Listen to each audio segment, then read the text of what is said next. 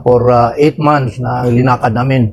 May approval ng PME. Lahat na, DNR, kompleto na ang mga survey namin, ma'am. Bakit hindi pa ma-award?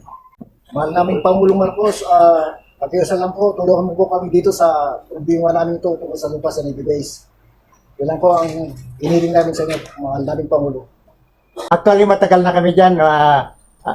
Ako, 53 years na sa Navy Base. Bakit kung ibibinta man lang nila, sa amin na nakabahay na dyan dahil matagal na kami dyan. Dahil lang sa pagtityaga namin nag-ayos, yung lupay na yan, ngayon na medyo maganda na ang improvements, saka naman sila nag-interest na angkinin.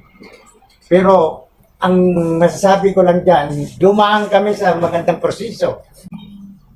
Pinayagan kami magkaroon ng individual survey. Alam nila yan, approved by the PMA. Dumaan kami talaga sa proseso. Yun dapat ang pagtuunan naman nila ng pansin kung talagang nagmamalasakit sila sa amin.